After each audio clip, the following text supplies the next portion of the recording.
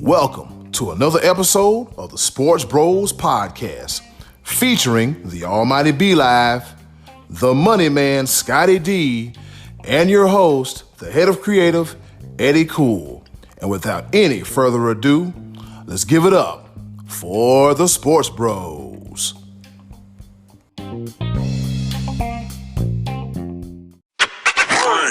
Hey, what's going on, world? This be your boy, Eddy Kool, a.k.a. the HOC. That's right, the head of creative here at the Sports Bros Podcast.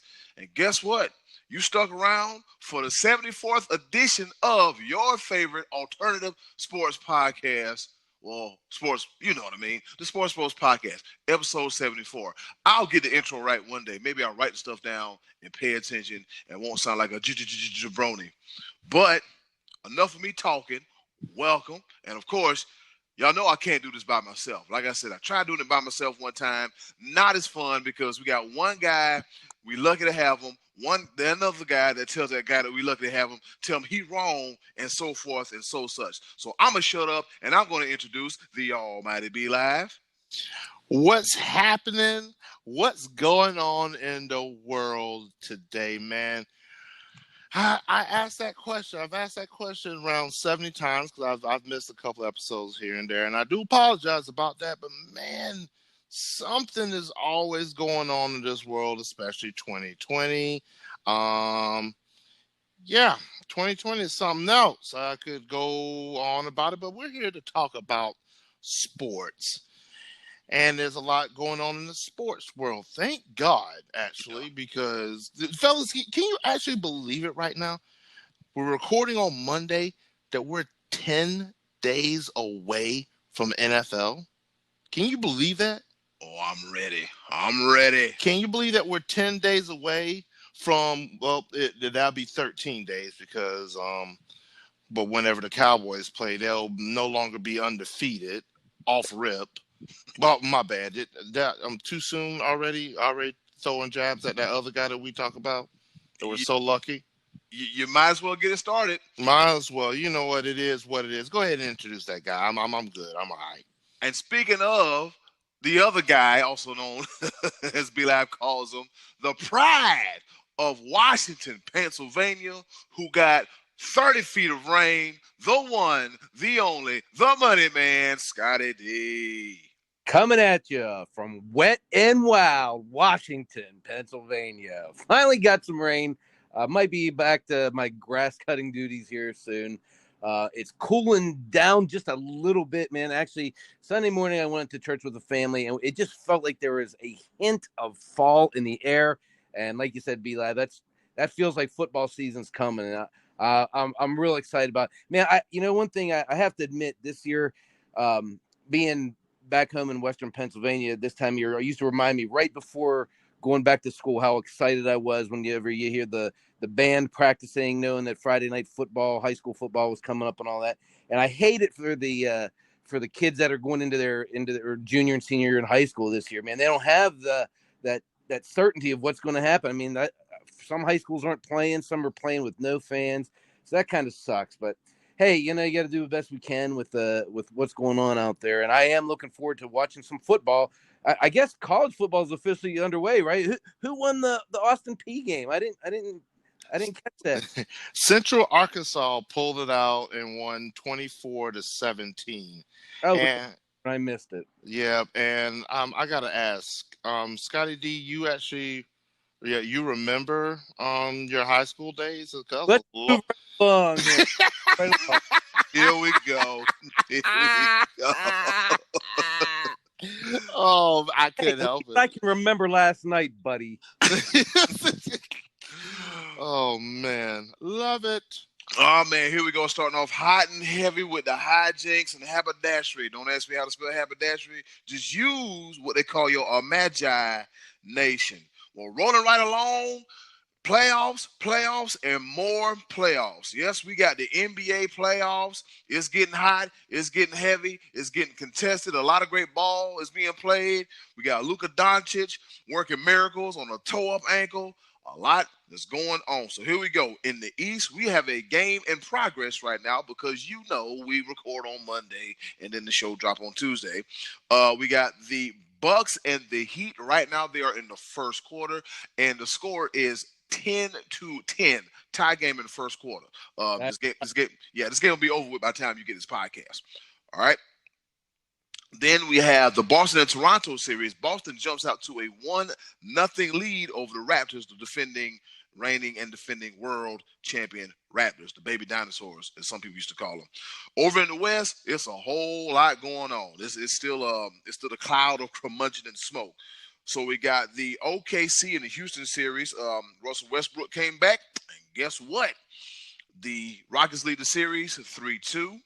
And Portland, they get eliminated by LeBron James and them. So that's a given. We saw that coming. Dame time has officially ran out. Well, I think one of us predicted Portland to win that series. See, that's the kind of stuff that's not necessary. He was in the middle of going through his stuff, and then you got to interrupt this man just to say that I was wrong. That's how you feel? I didn't say you, but wow, this process of elimination, you piece of Eddy Kool. You piece of wow. We've already got the title to the show. You piece of wow. I predicted an 8-1 seed upset. I just couldn't remember who it was. But jeez. Exactly. Get better internet reception. That's what you need to wow! Don't do it to him. That's oh man, we playing dirty pool. All right, you two. All right, you two. Back in the ring. All right, so here we go. Yeah, Dame time is officially over with, and then Dallas they get eliminated by the Clippers, which means we got one more. I think overall, which is the best series of this year playoffs: Nuggets and the Jazz. Now it looked like the Jazz was gonna come in, bust ass, take names, not ask no questions, eat the food, not put in no money, and just say, bye. We're gonna beat the brakes off you. But the Nuggets said, not so fast. Not so fast. We got to come back. And they've been playing a lot of great basketball as of late. It's been a shootout back and forth. Western Conference style basketball dating back to like the early 2000s. And that series is tied 3-3. And B-Live, you asked a question before we went on air about Jamal Murray. And what was it? How many 50-point games is this guy going to have, man? He is ridiculous with it right now. So, and I looked it up. My man's got 2 in this series alone. This is his scoring line for the 6 games. First game, he had 36 points. Second game, 12 points. Third game, 14 points. Whew, a little rough there. But he's like, all right, you know what? Hold on. Wait a minute. Let me put some stanking on it. And scores 50 points, 42 points, and then another 50-point game in this series. This man is doing ridiculous things. Man, he's averaging 34 points a game in this series.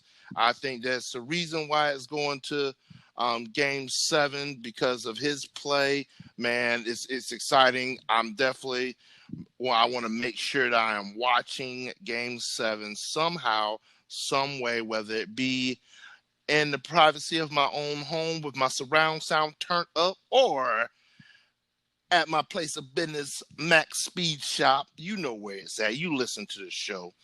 If you don't, I'm going to throw it to you once again at the end. Yes, sir. Yeah, one time at the end, man. Hey, don't forget, earlier in the before the season started, in the offseason, they gave Jamal Murray a bunch of money. And it's paying off huge dividends, man. The Nuggets are going to be a tough out because, like I said, man, Donovan Mitchell and those guys, they were running all up and down the Nuggets until Jamal Murray said, wait a minute. We're here to play basketball too. If it's gonna be a fight, we taking it to 12 rounds, up and down. We're not playing. But yeah, man, this series, man, I've watched a lot of basketball over the last few years, and like I said, this is the most entertaining playoff series I've seen in a while. I've seen a few, but this one is like stand out because you don't know what Mitchell's gonna do. You don't know what Murray's going to do, But one thing somebody gonna score more than 30 points. It's almost a given. Somebody gonna score more than 30 points. Like I said, in the OKC and Houston series, Russell Westbrook comes back, and you know what happened. They got the beard, and then they got Brody back, and they're gonna handle business as is. So, what we think, B-Lab, what are we looking at in the very near future once these other two series are over with? Who's gonna be playing who? What are we looking at? Right now, my prediction stays the same. I feel like it's going to be the Bucks versus the Clippers. I think the Clippers shook off the dust, and they're starting to play inspired basketball. I believe they get the winner of the Utah Denver matchup. So it's gonna be interesting because the Clippers play that smash mouth. Like, you're not gonna be scoring 50 points on them. No, I mean, Luka did his thing. I think it's gonna be a little bit more of a defensive battle than what either team that makes it out of there is expected. I think the Clippers have got they're deep on the bench. I think that's where it's going to come down to. I still have the Clippers winning the West, still have the Bucks winning the East, but do not, and I repeat, do not sleep on the Miami Heat and Jimmy Butler right now, because and you can't even sleep on Boston right now, because Boston, have they lost the game? No, they're undefeated. Yeah, I'm saying they already brought the broom out one time, but I maybe it's just the hope factor, because Giannis, he's the best player in the game. I honestly think he's going to get back-to-back MVPs. And it's one of those things. Can they overcome that hump that happened last year? Because it's clear cut. If you're able to stop Giannis's momentum, that's a huge hunk of Milwaukee's offensive scheme.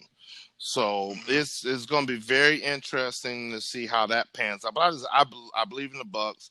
I think they have what it takes to win it all, and we shall see. In the East, I think it's going to be Bucks Raptors. But I think the Heat, I believe the Heat has what it takes to push the Bucks to the limit.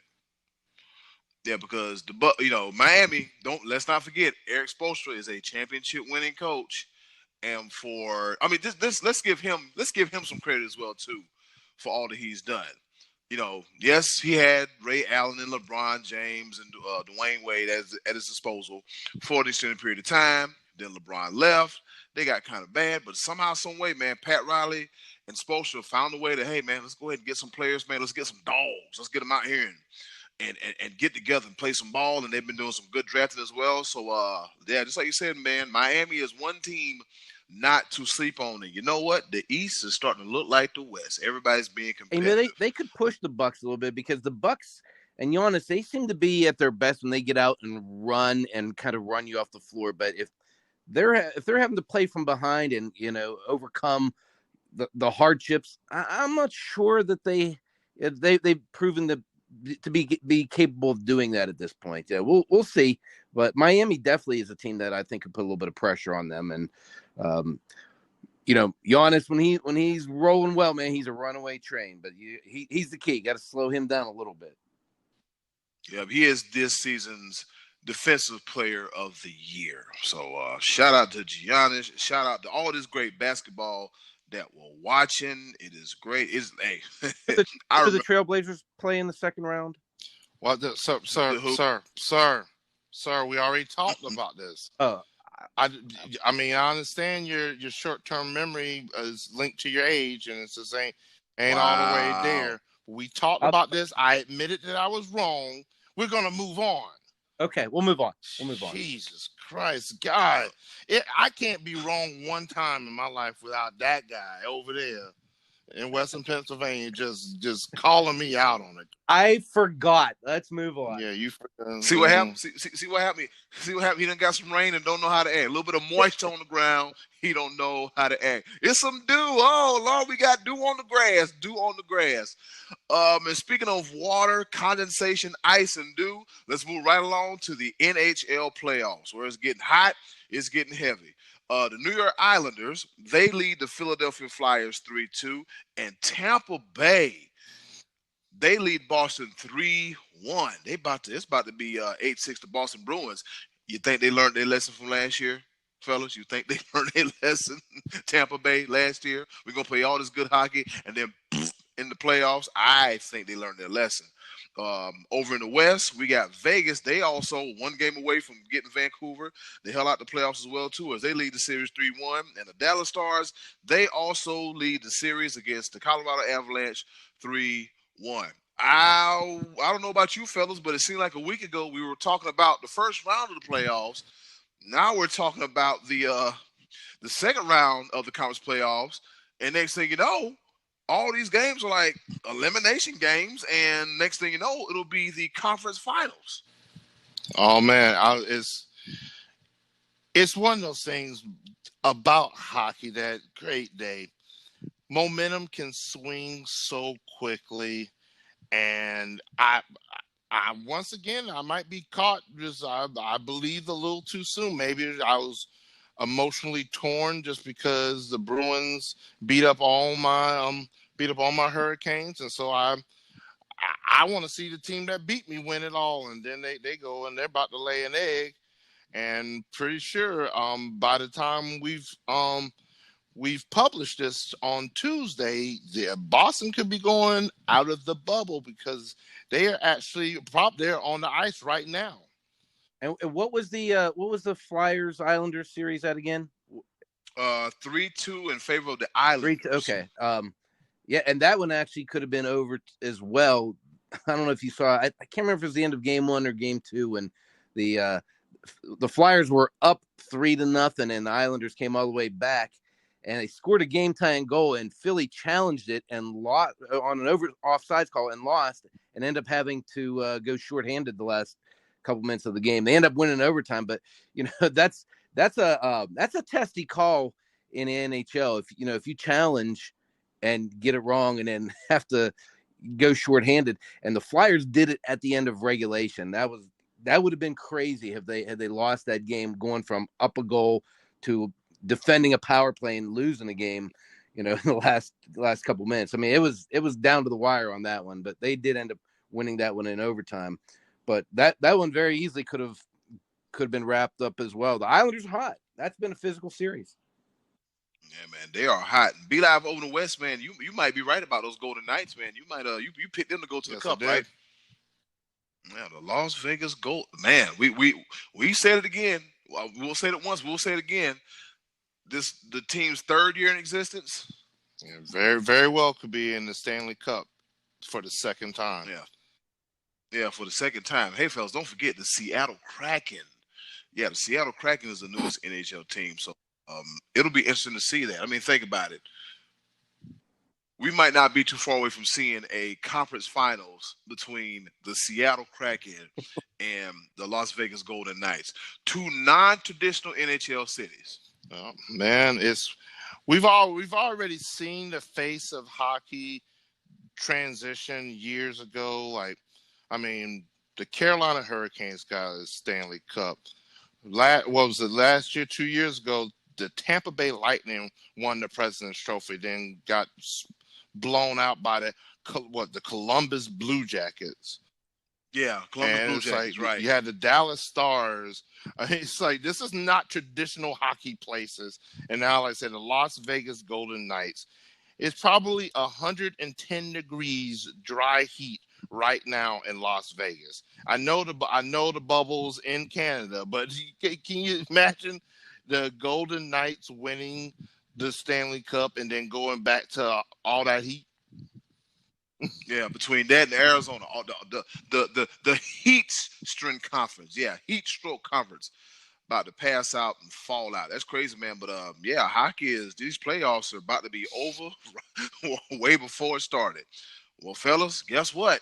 Last week we gave the listeners a preview of the AFC division by division by division by division. And guess what?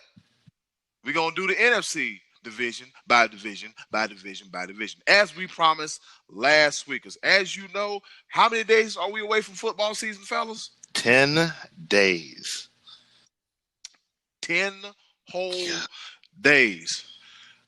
Yeah, you figure with all this going on with coronavirus and everything else going on in the world, we gonna get some kind of football. And I'm not gonna lie to you. When I was at work and I watched a little bit of the Austin Peay and Central Arkansas game. I'm like, man, we got live football on TV. Speaking of football, man, there's been a lot of high school football games on TV as well too. And I saw Deion Sanders' son at quarterback. They whatever this little team is, they should just got their butt on the bus and went right back home. Oh boy, because they destroyed. Little Deion was doing his thing. Yeah, he had that throwing that ball, putting it all over the place. What'd you say, Scottie D? A little prime time. Yeah, a little prime time, man. A little prime time. And Deion out there, I don't know if y'all remember the rumors, but Deion actually wanted to get into coaching. Yeah. And I guess he's the coordinator or something. He's out there with a hat and chewing gum and talking trash. He shaved, though. He shaved. But, I mean, you got to, man. It's Texas. It's 500 degrees in the shade. But I digress. In the words of the Almighty Be Live. All right, back on track. Choo-choo. Here we go. We're going to preview the NFC East division.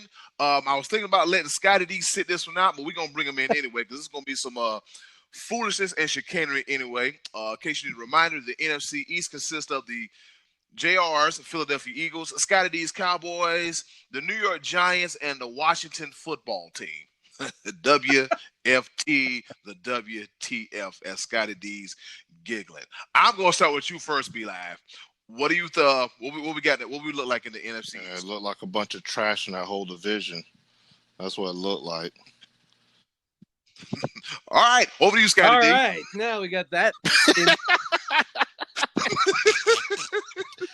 You know why? You know why? Because I can't bring myself to admit that out of the NFC least that I'm actually going to pick the Cowboys. I'm going to pick them this year. There's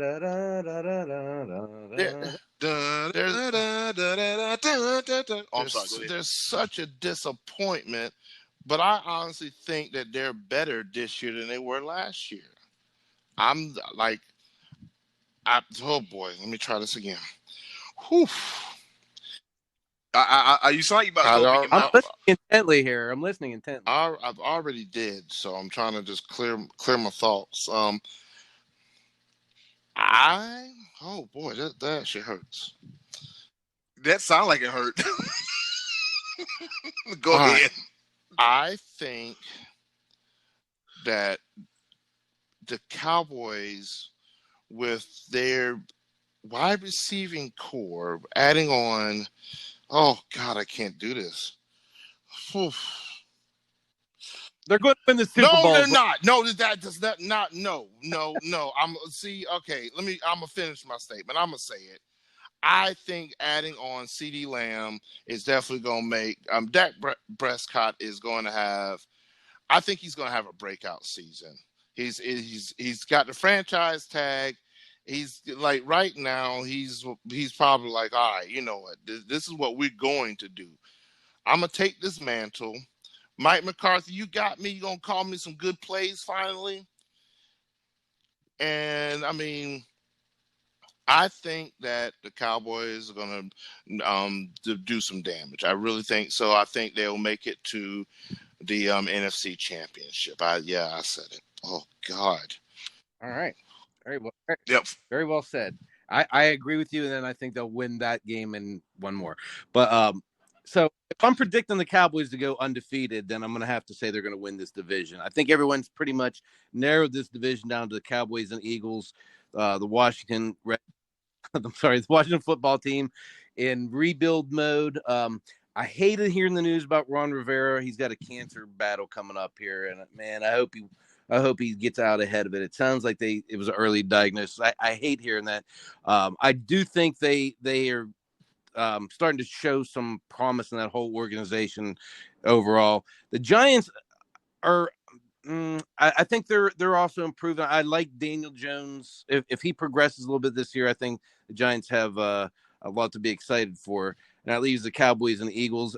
I just think with the Cowboys, every year for the past few years, everyone thought, oh, this could be their year. This could be their year. And the biggest hindrance to me was Jason Garrett, and he's gone now. And McCarthy came in with a whole new coaching staff. They upgraded the defense. Like you said, they added CeeDee Lamb for a little bit more speed on offense. Zeke's still there. For me, with the Cowboys, my biggest question mark is the offensive line, because that's been their staple the last few years. But, they're starting to get a little bit older, and we'll see if they're able to, to open those holes for Zeke. Because let's face it, they've centered that offense around Zeke. I'm not convinced Dak is. Like I said, I think Dak is a B quarterback, not an A quarterback. But I think if they put it all together, that he's good enough to get it done. We'll see. I'm actually picking the Cowboys to lose the Super Bowl to the Chiefs this year. I'm being heavily optimistic. I think they can. I just think the Chiefs are the elitist team in the NFL right now, and it's going to be hard to beat them for anybody. And the NFC, I think, is open this year. I really do. Yep. As far as the NFC East, man, I think Zeke is like, hey, ain't nobody talking about me. Let me remind you, I got 6,000 yards in, a handful of years. Watch this. And you know what, man? Dak flirted with it last year, but I think he's going to do it. He's going to be the newest member of the 5,000 yards a season. God, I hope so. I think Dak is going to have, what's the numbers I'm looking at? 5,000 plus, 5,100. 42 touchdowns and 12 interceptions. I think this will be the year that Dak's like, oh, this is why give me the damn money. I'm gonna show you to give me the money. I flirted with it last year. Now I'm about to get it, and I'm finna, act a fool with it. And he's gonna get some votes for MVP too. So all three of us clean sweep, picking the Eagles, right? The Cowboys, correct? Yeah. Yeah, picking the Cowboys, correct. A little story I heard about the Giants. Don't be surprised if you see a much improved Giants secondary this year. Last year, the Giants were known for holding like a mug. And so the coach said, come here, stick out your hand. He took, Joe Judge took a tennis ball and taped it to all his defensive back hands. So that way they won't be tempted to grab the jersey. Discipline. I like that. And that's what's really needed with the Giants. But your offensive coordinator is? Oh, man. Yeah, but hey, maybe like say head coaching wasn't his thing. I think with Jason Garrett, I think the offensive scheme wasn't. I think he sucks. Yeah, well, we know how you feel. All right. We know how you feel about that, yeah. Yeah, we 10 years of that mess, but hey, his thing might be being an offensive coordinator. Who knows? Moving right along to the very cold and frigid NFC North, where we got the Vikings, skull, the Packers, the Bears, and the Lions. All right, fellas. So as we know, the Packers, they did draft their quarterback in the first round. People say there's nothing going on in the organization. The lie detector test determined that's a bold-faced ball lie, okay?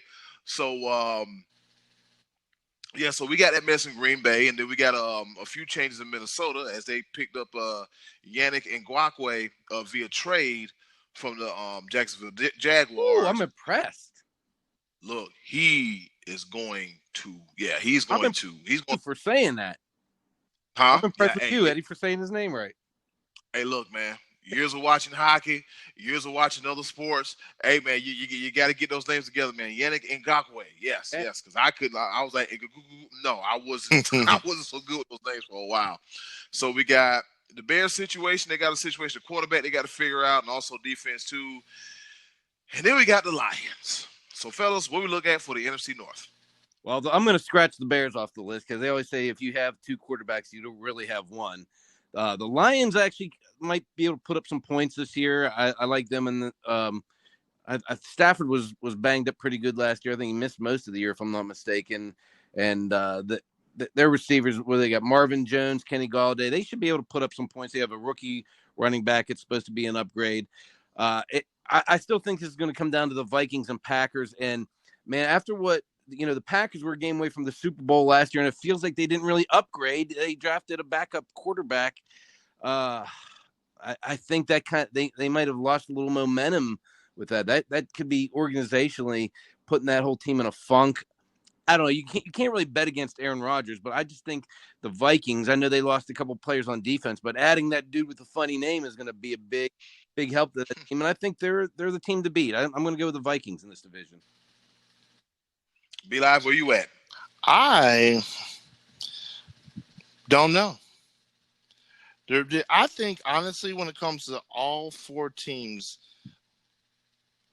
they I would say with the exception of Detroit, Green Bay, they didn't gain anything. This was been the time to get another high-quality target for Aaron Rodgers, but they go with another quarterback. I don't get it. Maybe they're on to something because guess what? They drafted Aaron Rodgers and sat him on the bench for 4 years. And so maybe Jordan Love just might be that dude. But I don't know. This year is going to be something else. Because you could have Aaron Rodgers be like freaking rock out and freaking just do what Aaron Rodgers does. Or he could just say, man, screw all this. Because I still believe that if Green Bay was to part ways with Aaron Rodgers, somebody would pick him up. Quick. Oh, you think? Yeah, I mean, quick. So he has really nothing to prove. He's gotten a ring. Everybody says he's got to get multiple rings to be considered one of the greats, and I don't know. It could be a lot of egos in that organization right now. I see Minnesota as I think it's the health of Dalvin Cook. Yep. If he's healthy, man, they're dangerous. But I think losing Stephon Diggs that's going to hurt. Not sure. I'm not really sure about who their number 2 wide receiver is at this point. So if I was to pick a team right now, I'm just going to go out on a limb.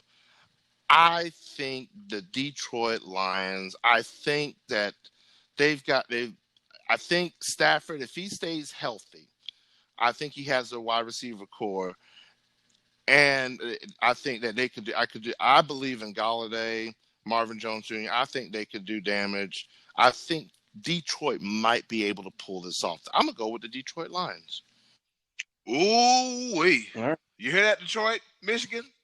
The Sports Podcast is in Detroit, Michigan. He picking your Lions. Be Live, we did go to Detroit one time. Yes, we did. Freaking.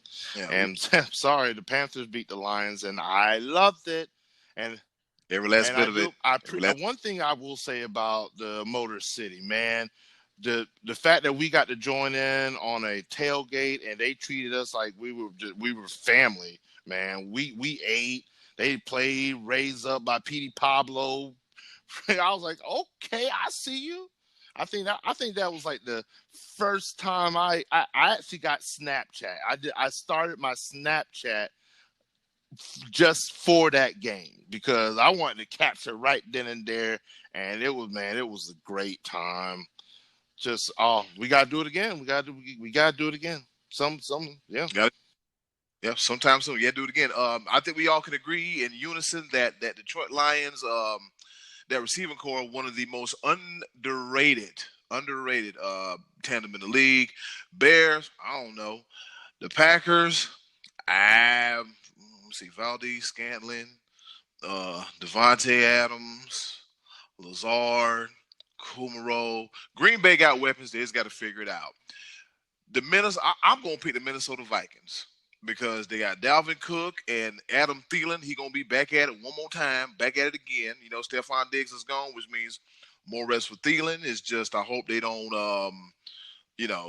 figure out the game plan and take him out of the game. But yeah, I am picking the Vikings. So I pick Vikings. Scottie D, you pick The Vikings. B-Live picks the. I'm gonna let you say it. B-Live, who you Picking pick? the Detroit Lions. You heard it here first. Wow. Ford Field was nice too. Okay, going to the South Side. The South Side.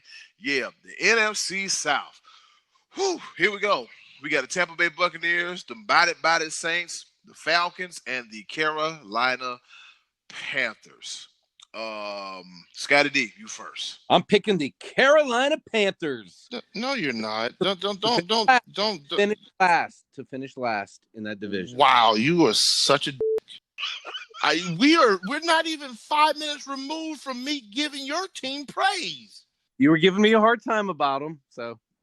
God bless. I know, but damn. God, yeah. The sad part is you probably don't disagree because Carolina is kind of in a rebuild mode, I think, and they got this young, innovative coach, Matt Rule. They're just not ready yet. They have their big transition, obviously going away from Cam Newton, and I think Luke Kuechly's gone now. Olsen, Peppers. I mean, you got a turnover right now in Carolina. I mean, just answer the question. Okay, the question is, I still think the Falcons are not balanced enough on offense, and I feel the team slipping away from Dan Quinn. I'm not picking them. It's down to the Saints, or do I believe in the Buccaneers hype? And the answer is yes. I'm going to go with the Buccaneers. I'm going with Brady and Gronk, and Arians to turn Tampa Bay around. Be live. Who do you pick?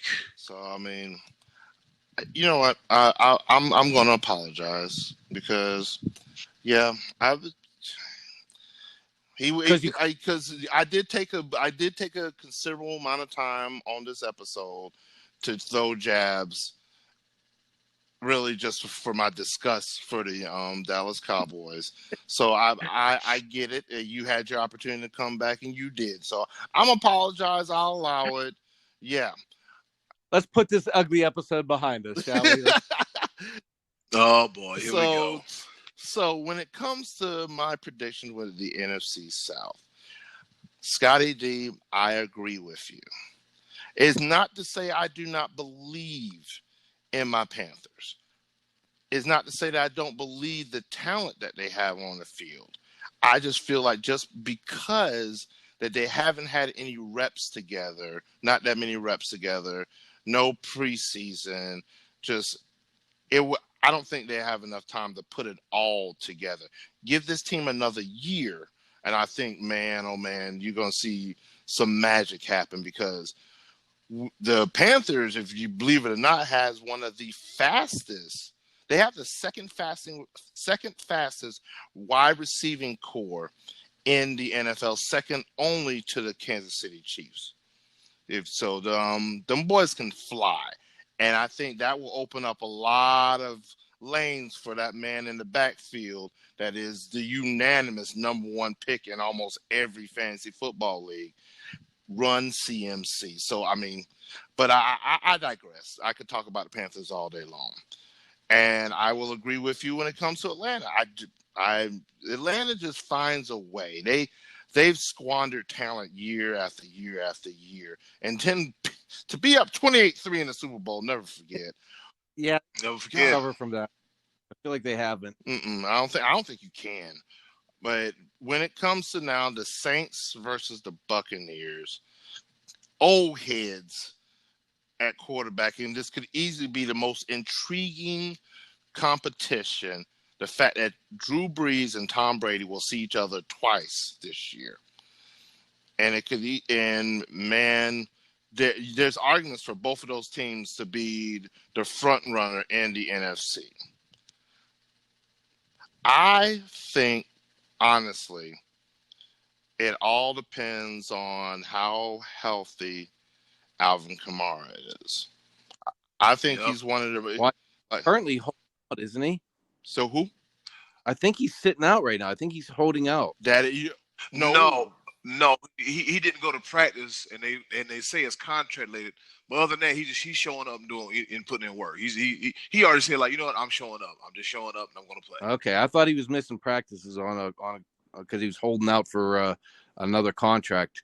Because he's in the last year of his rookie contract, making $2.1 million, while he's watching his boy in the same division, Christian McCaffrey, get the bag. So he's like, bruh, I think I deserve that money too. And he's absolutely right. So I think they pay the man. And I think if they pay the man, I think the Saints will win this division. I think their defense has gotten better. And I really, once again, it comes back to reps. I think that Tom Brady is just a genius at what he does.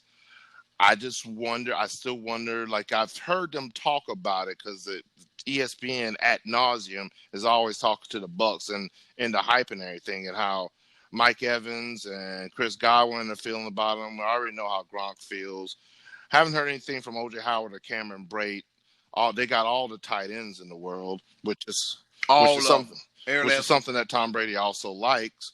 So I mean, it's boom or bust for the Buccaneers, and I tried testing and true. I think Drew Brees has a chip on his shoulder. I think Drew Brees wants to take it. I don't think he wants Brady to get another one. I think he's hungry. I think the way that the Saints offense has become a little bit more innovative, as far as like with Drew Brees not shouldering the entire load but opening up the run game, I'm going to go with the Saints. I'm going to pick the Saints. Let's see. With all that being said between y'all, the Panthers are built for speed. The Falcons, don't forget they got a guy named Todd Gurley. They got him. So that's a wait and see thing there. The defense is so in Atlanta. As you did mention, the defense is finally relevant and prevalent and strong in New Orleans. And then Drew Brees has all his weapons and he does what he does. And then the new look Tampa Bay Buccaneers, I'm gonna go ahead and say it's gonna be between those two, between the Bucks and the and the Saints. And I'm gonna have to roll with the Saints because Drew is like, look, the Vikings put me out. I'm tired of looking at them. I'm not gonna have the Vikings try to put me. I don't want to worry about the Vikings in the playoffs and Tom Brady. No, I don't want to do that. So we might see Drew Brees might throw for 6,000 yards this year if that's even humanly possible. So I say the Saints. Be Live, you say? I say the Saints. I'm sorry. Yep, Saints. And Scottie D, you say? The Bucks. I'm going the Bucks. All right. The Bucks. All right, and the last division in the National Football Conference, West Side, the NFC West, where we got the Seahawks, the 49ers, the Rams, and the Cardinals. Fellas, I'm going to go ahead and say it. This is a division where 9 and 7 could win it. Because it's that damn tough. Yeah, I don't think 9 and 7 is. I don't think 9 and 7 is going to happen. I think the Seahawks are going to be way better than that. I think the Seahawks are destined for at least 11 wins. I think that's the team to beat this year. They weren't too far away last year. Russell Wilson is in his prime right now. He got the bag, as they say. I for some reason, I sense a little bit of a Super Bowl hangover for the 49ers. I don't know why, but it was kind of the similar situation with the Falcons after they gave it up in the Super Bowl with Kyle Shanahan. They had a little bit of a backslide, and now Kyle Shanahan blew the Super Bowl in the fourth quarter again. His backslide. Yeah, so I don't know why. I'm not 1,000% sold on Jimmy Garoppolo at this point. I know he had a nice season last year, but sometimes you get a year of tape, and these defensive coordinators are smart, man. They figure you out. So I'm gonna go with the Seahawks based on you can't figure Russell Wilson out because he's too good. He can run and beat you, or he can throw and beat you, and he's got a high football IQ, and championship experience. The Rams are intriguing to me. You lost Gurley and Brandon Cooks, and I'm not sure they have an offensive identity at this point because Gurley was kind of the centerpiece of that offense 2 years ago during their Super Bowl run without his play action. And I know that, running backs come and go in the NFL rather quickly, and you can build a team around other running backs. But at this point, I think if you're asking Jared Goff with a not 100% solid offensive line, I'm not ready. I'm not sold on the Rams. And I think the Cardinals are going to improve, but I think they're a year away from contention, to be honest. So, Be like, where you at on the NFC West? I think the NFC West could easily be from top to bottom the toughest division in football right now. Yeah.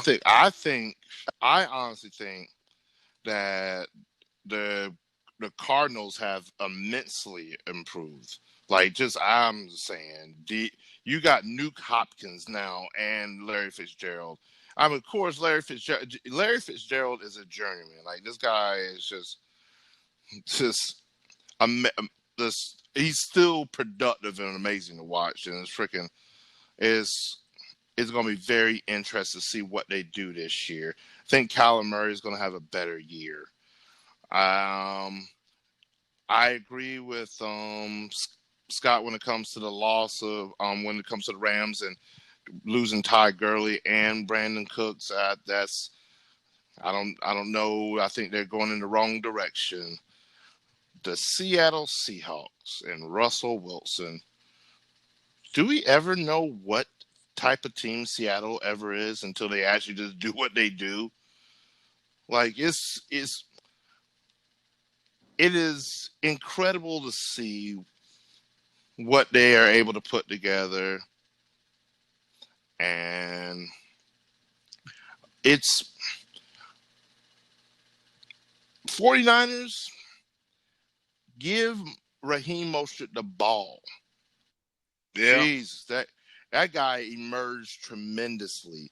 And so I think the days of the running back by committee there is slim. Jimmy G is a game manager. He's lost probably 5 games in his entire career. Yeah. And that 49er defense is I think is still exactly where they're at. So I mean, I think the 49ers are a solid pick as a wild card team, to be honest with you. I don't see them regressing down to like a 4-win team or anything like that. Of course not. No. Hawks. I could see the Seahawks winning 11 games and the 49ers winning 9 or 10. I mean, I think it's going to be that close. And I could see the Rams and Cardinals winning 8 each. Like you said, this is top to bottom. This is a tough division. But I kind of just feel like, also like you were saying, that, not having the reps together with some of these teams, the Seahawks are starting to gel together, when you build around a superstar quarterback, that's for a season like this, with going into a season unknown, it's nice to have a Russell Wilson under center. Yep, that it is. So that leaves me. I'm just going to say the Seahawks are going to do it because the Seahawks are tough. They went out and got, what's his name from the Jets? We got Jamal Adams. This will be year 2 of the DK Metcalf and the Tyler Lockett project. You got a real strong running back in Chris Carson in the backfield. The only thing with him, he got to stay healthy and upright. Can the offensive line do what they're supposed to do? And can the defense handle business? And from the looks of it, man, I'll say it. This is the Seahawks division to lose. It'll be there to lose. It'll be all on them. The Cardinals, they'll look better. They'll be definitely better. The Rams, I don't know what the hell I'm getting. Do not know what I'm getting. But you can't rule out them, and they got all-world talent. Aaron Donald at the front line on the defense doing what he does best. And then 49ers, it won't be a tremendous backslide. They're going to slide to the left. They're going to slide to the right, but it won't be a tremendous backslide. So I'm going to Seahawks. So I think all 3 of us are going with the Seahawks. Yep. Across the board, Seahawks. So a quick recap of who we picked. All 3 of us picked the Seahawks in the West. In the South, I picked the Saints. Beli picked the Saints. Scottie D picked the Buccaneers. In the North, Who did you guys pick again? Vikings. I picked Detroit. Oh boy, I picked the Vikings. And in the East, we're good. picked... All right, cool. And now for our favorite person, Miss Button, hit it. Oh, still my bad. That's not my line, was it? All right, fellas, and that's it for the NFC preview. Thank you, ladies and gentlemen, for listening to us these past 2 weeks. We just gave you a preview of all 32 teams in the NFL in 2 episodes. And since we're sticking to football, it's that time again for our favorite part of the show. And with that being said, hey, yo, Button, hit it! And now, our favorite part of the show, the choices of the voices. Once again, thank you to the wonderful and ever so lovely Miss Button for introducing our favorite part of the show. The woman ain't lying, man. She tell the truth. Because we love this part of the show because we get to ask you questions and we get to talk about the answers. We might even talk about you, depending on what you do. But with that being said, it's time for another edition of the Choices of the Voices section of the show. And unlike last week, this week, we got a pretty good turnout. What you think, Scottie D? They showed out this week. And from the looks of it, they showed up and they showed out. Thanks to our listeners for their participation in the Choices of the Voices. Yeah, we got a lot going on here. Scottie D, you do the honors and read the question for this week's Choices of the Voices. All right, the question of the week was, who do you think was the best tight end you ever saw play in the NFL? And we gave you the green light to give us top 3. Some of you gave us 90. Some of you did just give us 3. And a lot of common answers, but there was a handful of different responses. So, Eddy Kool, what'd you see on that list? All right, so here we go. We got a lot going on. Some look the same and some are identical, and there's some different. Monique Adams, she's a Steelers fan, and she said Heath Miller. That's her buddy, her bae, her boo from the Pittsburgh Steelers. Uncle Max, he said his top 3 are Charlie Sanders, John Mackey, and Elroy Crazy Legs Hirsch.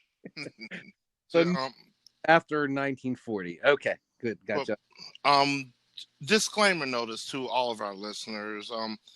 Anytime Uncle Max answers the question of the Choices of the Voices, you're going to get an historical reference. This is going to be a throwback of sorts. You may not recognize some of these names because probably your parents weren't born, but Wow. Wow. Ooh. The whole couple there. Uncle Max, we love you. sorry. Uncle Max, we love you. Okay, Uncle. Hey, by the way, Okay. Uncle Max, I want to say congratulations, Uncle Max. He got a new job at Joe's Bar and Grill, one of the sweet restaurants in North Myrtle Beach. So congratulations, Uncle Max. Hey, Max got a new job, y'all. He got a new job. Oh man, Joe's Bar and Grill is definitely one of those places that I frequent. When I was back home years ago and everything. So I'm very happy for Uncle Max. Hey, keep doing what you do, man. You know we love you here at the Sports Bros. Yep. Quick history lesson about Elroy Crazy Legs Hirsch. He was that dude back then because they played a style of football where it's 3 yards and a cloud of dust for every team. And he was one of the first true breakout wide receivers / tight ends during the beginning stages of the National Football League. So yeah, guys like Jimmy Graham, yeah, thank good old Crazy Legs, Elroy Hirsch, and they said he was a handsome dude. He was doing TV commercials. He was a man back then. So that was great to do a deep dive of the one, the only, the legendary Elroy Crazy Legs Hirsch. Mike Clarity, Big Mike Clarity, he said Shannon Sharp, Greg Olsen, and Antonio Gates. Okay, good one. Nice trio there. Nice trio. Hall of Fame worthy, all 3 of them.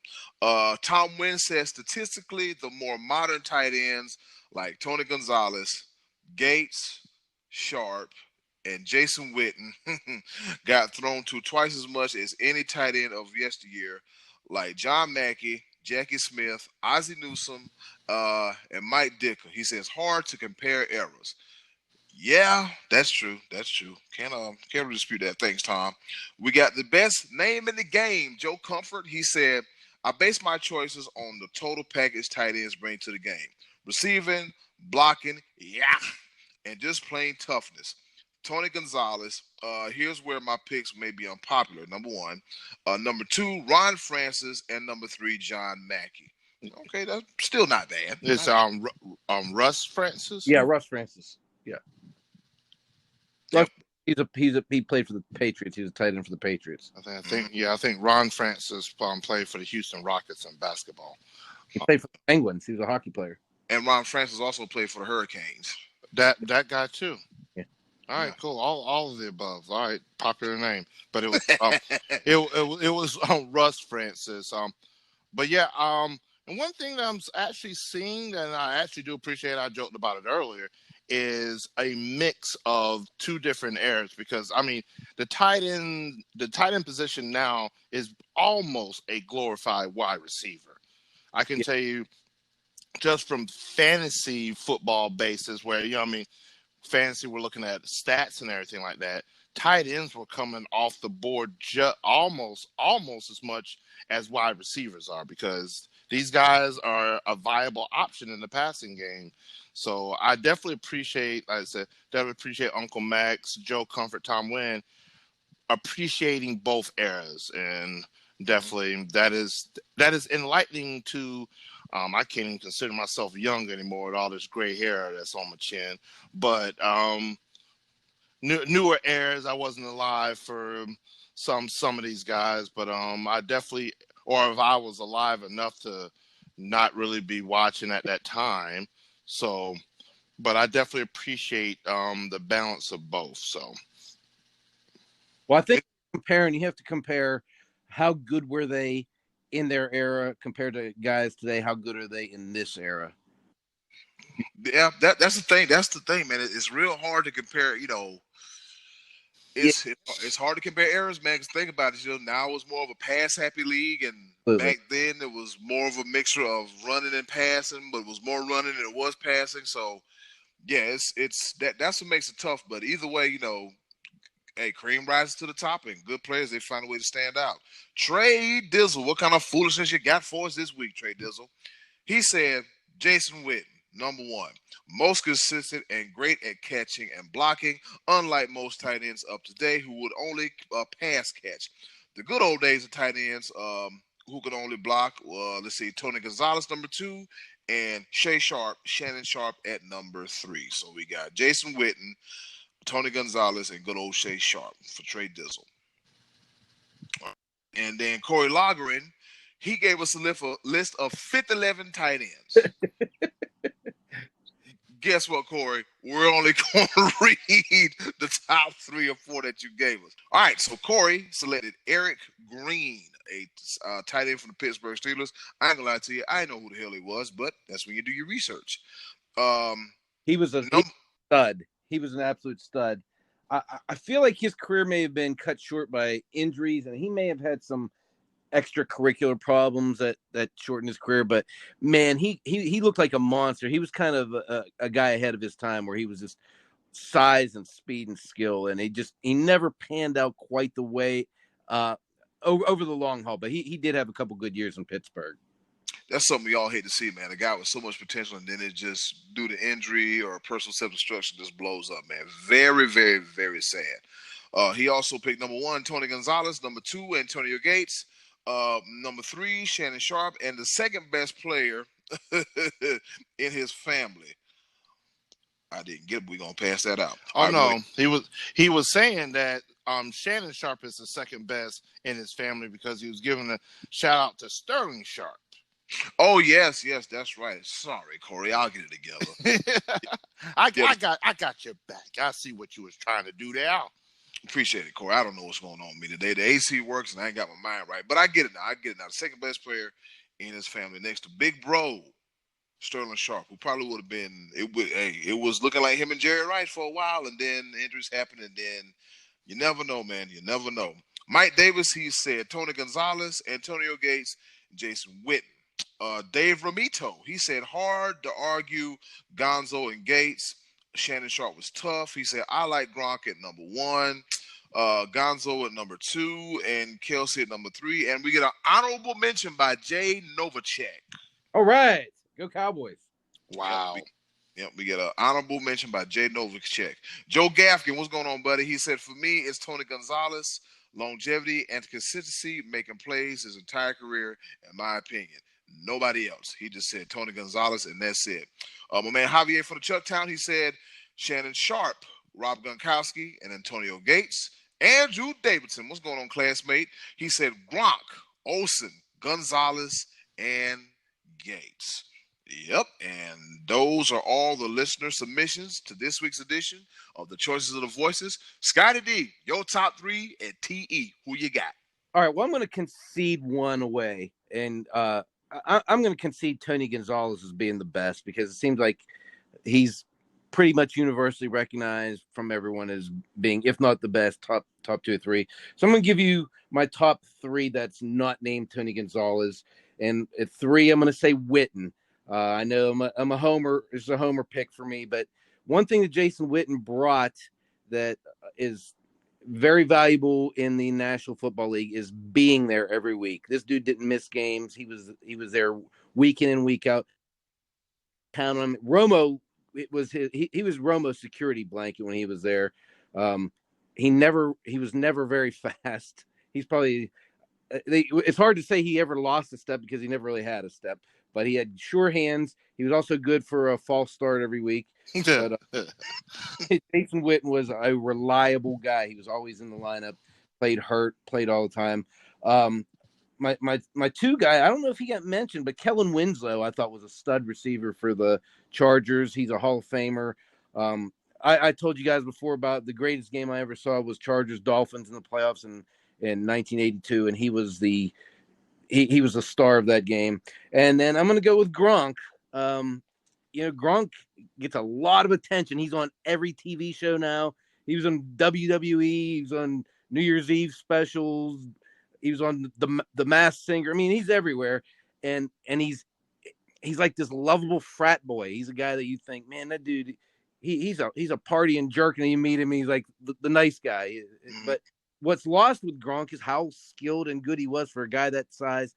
Injuries, kept him from probably realizing his full potential. We'll see how he looks this year with a full year away from the game and getting a little bit of rest and back with Brady again. But I'm going to go with Gronk. But I tell you, man, Aaron Hernandez was pretty special before he did what he did. And Jimmy Graham's another guy that looked like he was on his way to being one of the best of all time. What happened with him, man? He looked unstoppable and then just kind of leveled out. And I don't know if has anybody mentioned Ozzie Newsome? Was he on that list at all anywhere? Yeah, Ozzie, by Tom Wynn. Yeah, he mentioned Ozzie Newsome. Yeah, he was another one of those from the different era, the old school tight end looks. But other than other than Tony Gonzalez, I'm going to go Gronk, Kellen Winslow, and Jason Witten. Be live. All right, Eddy Kool. You do know you have to let me know whenever we have a guest commentator on the show, because I just for a second I thought you had Corey Laughlin on here because he named off 27 tight ends in his little segment right there. So I forgot that was Scottie D over there. But I'm glad we got that cleared up. So we're just naming all the tight ends, but it's okay. I'm gonna stick to my top 3, and I'm gonna throw in an honorable mention. I'm gonna start with my honorable mention because I'm gonna do the fanboy thing, and Greg Olsen. I just think, he like you say that Jason Witten was Romo's safety blanket. Greg Olsen was Cam Newton's safety blanket, and when he got hurt, you saw the difference. Like you saw, there was this distinct difference in gameplay with or without Greg Olsen. But I use it honorable mention because when he was hurt, it's just one of those things, and I think it just took away from a bit of his career. So, top 3. I'm going to go with a lot of the consensus. Number 3, I have to mention Antonio Gates. Man, when you talk about consistency, This guy was, I mean, he was in like top 10, top 15 wide receiver sets almost every year.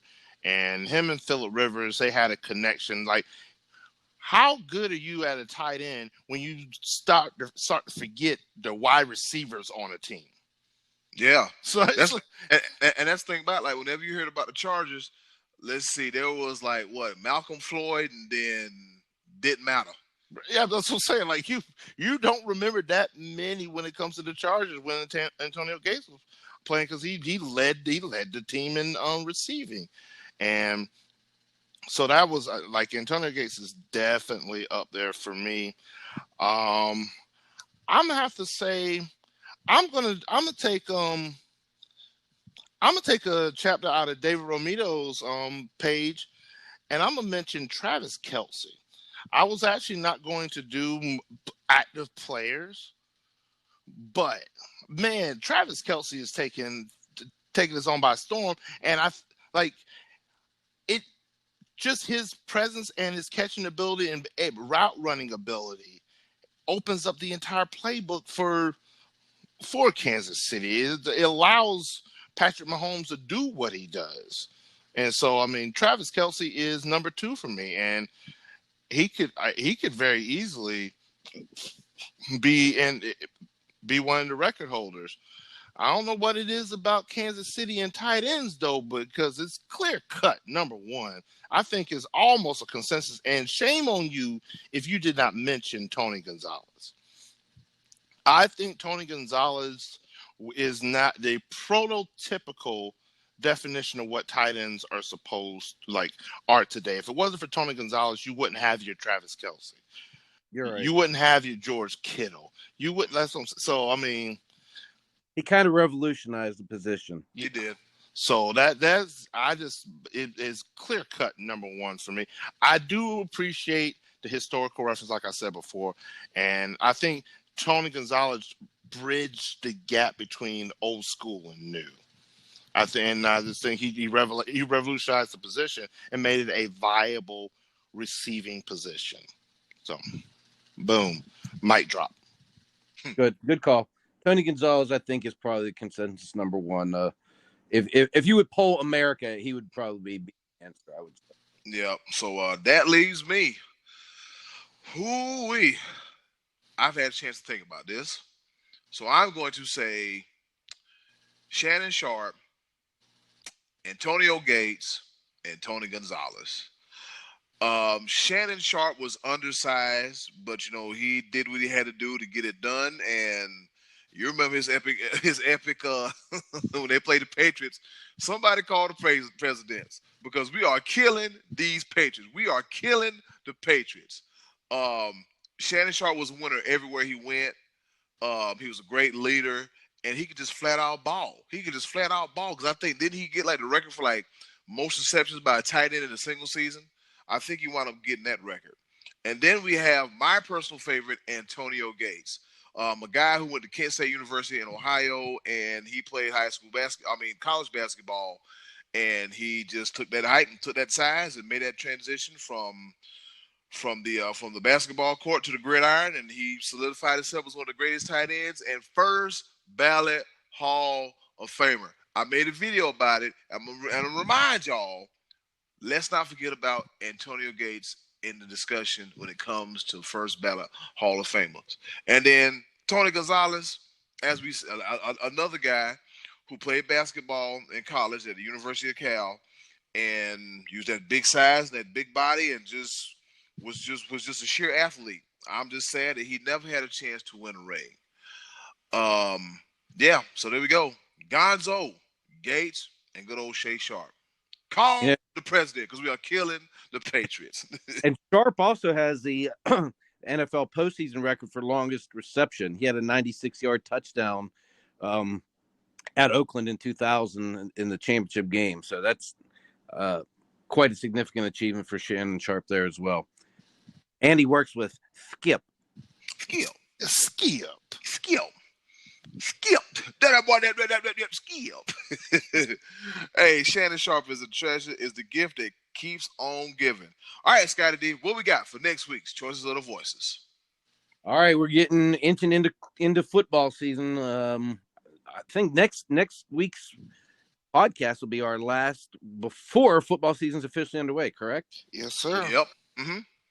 All right, so we're going to ask another NFL question. Who do you think is the most overrated, overhyped NFL player you've ever seen? Ooh, this is gonna be a good one. We're gonna find out who's overrated. That's right. On next week's edition of the Sports Bros podcast and the choices of the voices. We're rounding in the third. We're going to go home. We're giving us a go home cue because we got to watch some wrestling, eat some food, and bust these cats up in some good old fantasy football draft. This edition of Pepper is very special. I know you were wondering, if you're listening, like, are they going to talk? Yeah, we're going to talk about it. Over this past weekend, it's been rough, man. It's been rough. We've lost some. We've had some fallen soldiers in the battle of life. They finally got called home to the big house upstairs. We would like to say rest in peace to former Georgetown coach John Thompson, who passed away today at the age of 78. A few days prior to that, former Arizona head coach Lute Olsen.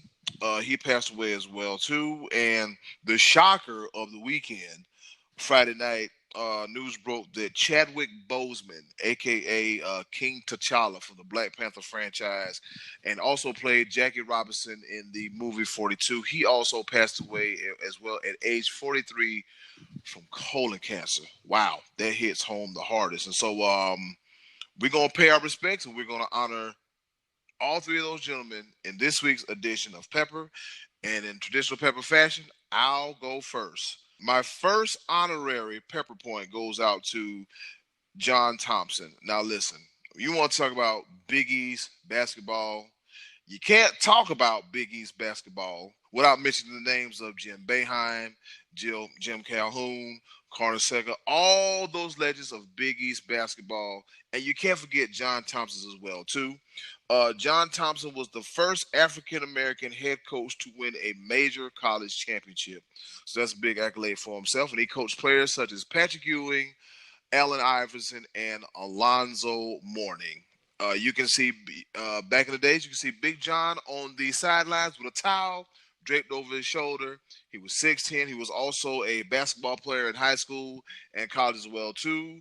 And he is one of the greatest coaches of all times. He coached for a very long time. He coached at Georgetown from 1972 until 1999, amassing 596 wins, 293 losses, and he had a 714 win percentage. Another legend gone. Shout out, rest in peace, to the one and only John Thompson. Over to you, Scottie D. All right, I'm going to talk about Coach Lute Olsen here in just a second, but I did also want to mention that over the last few days, former Portland Trailblazer Clifford Robinson died of lymphoma at age 53. He was in the NBA Finals with that team in 90 and 92, and they were making their championship run against the Pistons and Bulls. He was a sixth man of the year in 93. He was an all-star, and another one gone too soon. Lute Olsen, he was this is a guy who I think a lot of times gets overlooked when the conversation of greatest coaches of all time comes up. He had 46 tournament wins, which is one behind John Wooden and one ahead of Bob Knight.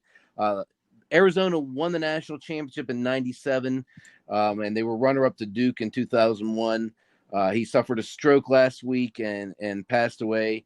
He finished his coaching career with 780 wins. I think it was right around 30, 31, 32, somewhere in the top among all-time wins with of college coaches. But he was one of the guys that had 20 straight 20-win seasons, 5 Final Fours. Lute Olsen overlooked a lot of times out on the west side of the country. You know, he was not an East Coast guy, but a college basketball legend nonetheless. 85 years old, Lute Olsen. Over to you, B-Live. I want to take this opportunity to my quick pepper about John Thompson. And there's a lot you can talk about him, but it was actually how it ended for him that was it was a little bit touching and everything, and just how he was such an upstanding person. Um, he built so many young men's careers up and was a mentor and a father figure to so many. But the way he stepped away from the game, he knew that his family was hurting. And part of that was him and his wife were filing for divorce. And it seems unfortunate in like when it comes to collegiate sports and everything and the dedication. But once like just knowing that hey, family at the end of the day comes first above all, and it has to.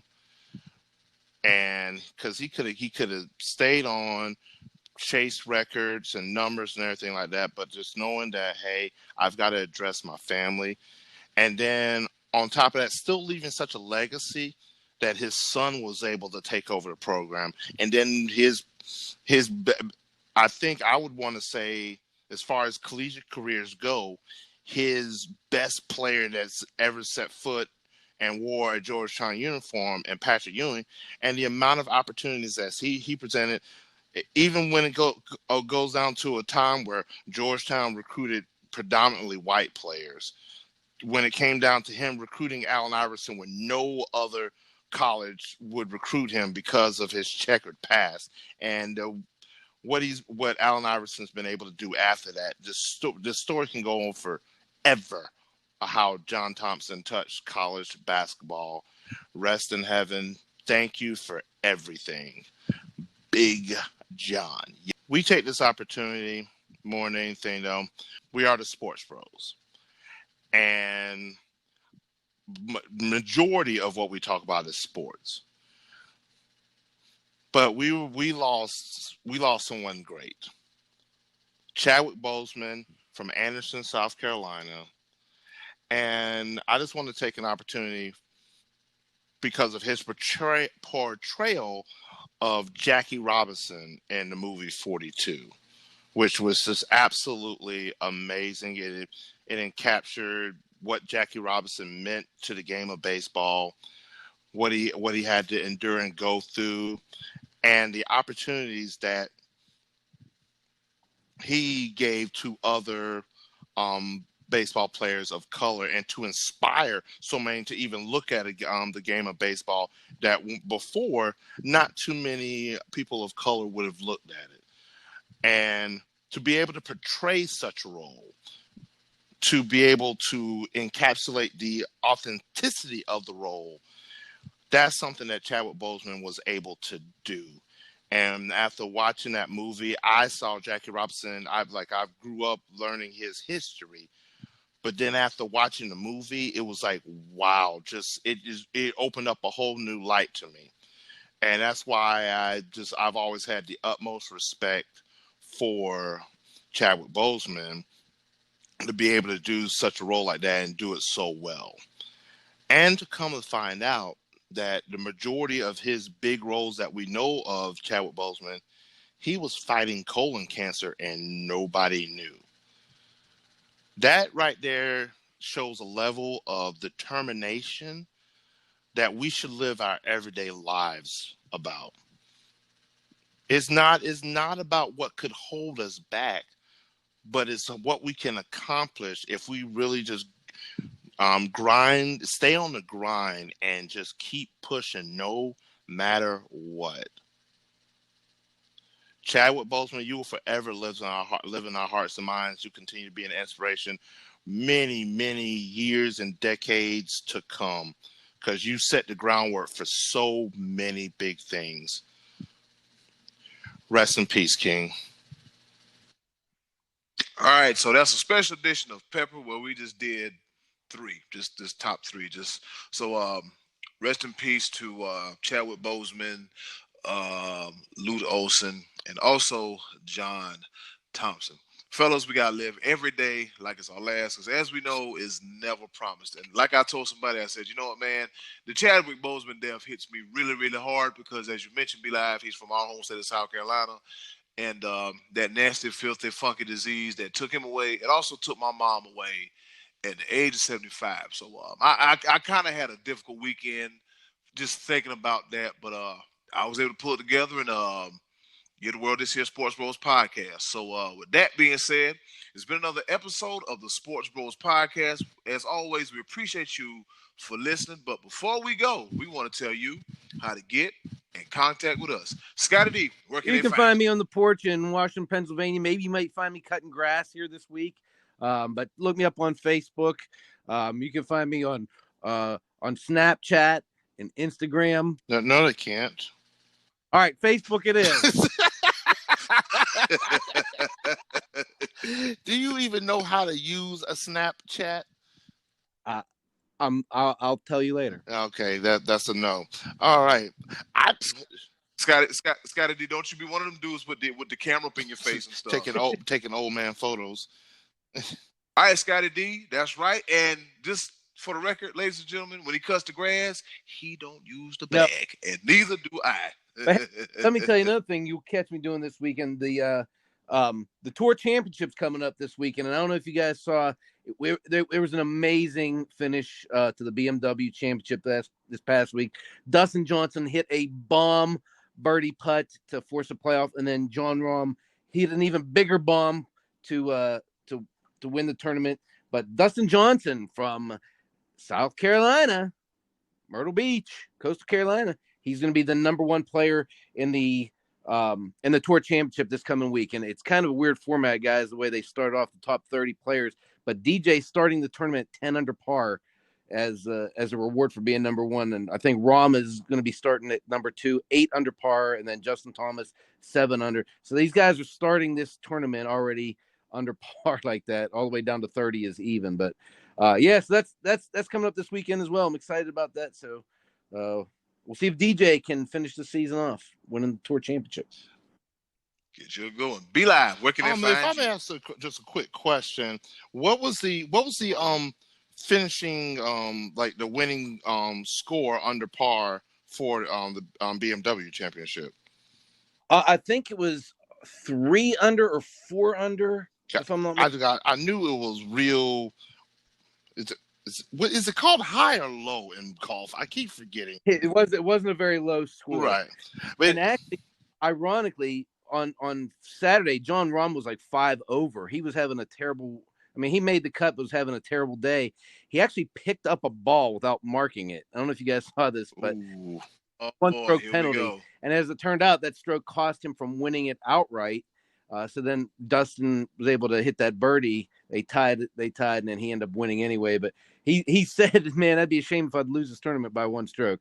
Well, he didn't, but it was close. But yeah, it was a more the conditions. It was at Olympia Fields in up near Chicago. It was a tough course. It was set up tough in tough conditions. So, but yeah, it was a grinded out week. It wasn't low like last weekend. Dustin was 30 under, and this, I think 3 under was the winner. 4 under, yeah. Wow. But yeah, I was thinking exactly that. It's like that's one thing I enjoy about golf is that it's some courses you can just let it fly and it has the highest scores ever, and some of them you fighting just to stay under par. Yeah, absolutely. So yeah. So when it comes to me, you can find your boy all the time. But yeah, every day I'm hustling. Find me a new song for where you can find me. All right. But yeah, you can find me at my place of business, Max Speed Shop here in Fayetteville, North Carolina on 482 North McPherson Church Road, home of the best burgers and brisket, pulled pork, barbecue. Gotta love it. Also got 55 beers on tap, over 150 bottles and cans, featuring our local craft breweries here in North Carolina, the beer capital of the United States. I think so myself. So I definitely enjoy that. When it comes to Sports Bros Podcast, you can find this on our Facebook like page, Sports Bros Podcast. You can actually become part of our Facebook group, the Sports Bros Family, something new we've started up and everything, where you can post different material when it pertains to the world of sports. You can also find us on Instagram and Twitter. Instagram be at the Sports Bros Podcast. Twitter be at Sports Bros PCast. If you have any questions about the show, you want to find out more information about us, you can hit us via email at sportsbrospcast@gmail.com. We do have our own website where we feature some of our written stories. Eddy Kool is the man with the master plan with that. Is that the sportsbrospodcast.wordpress.com. Check out our YouTube channel. Got some vintage videos on there as well. And all in all, thank you for listening. Thank you for subscribing. Thank you for your recommendations. We're going to keep doing what we do here. There is no stopping us. We definitely were, man, 74. Who'd have thunk it, man? I love it. Absolutely love it. Yes, sir. And with that being said, that leaves me, Eddy Kool, the head of creative here at the Sports Bros Podcast. You can find me on all them platforms that B Live mentioned. I would mention them, but guess what? He mentioned every single last one of them. Also, you can follow me on Instagram, Kool Season, all one word. Twitter, The Real Eddy Kool. And matter of fact, I forgot one. Oh, here it is. Snapchat, Super Cool 5000. That's if you do that. And all of the other aforementioned Sports Bros podcast profiles, platforms, you can find us there. All right, fellas.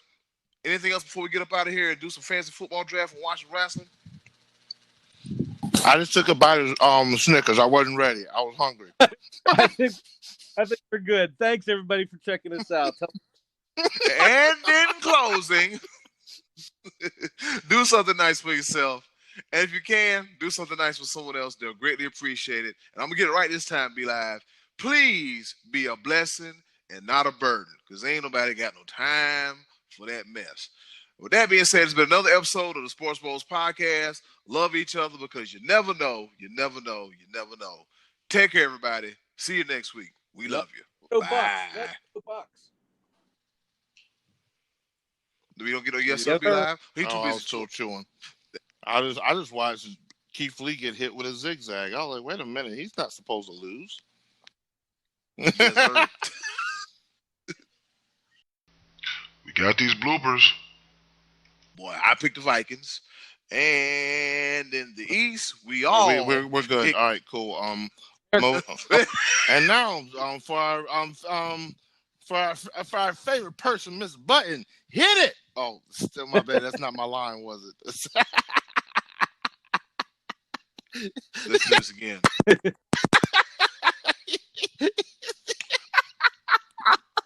And that's it for the NFC wrap up. Hope you enjoyed the wrap up. Shit. 3, 2. All right, 3, 2, 1. He posted a picture of Pittsburgh Steelers Eric Davis of yesteryear. Eric Davis, tight end Eric Davis. Eric Green. Oh, I'm sorry, Eric Green. What the Davis? You're right. Yo. Dump Button. There we go. Yeah, I'm dumping it. 3, 2, 1.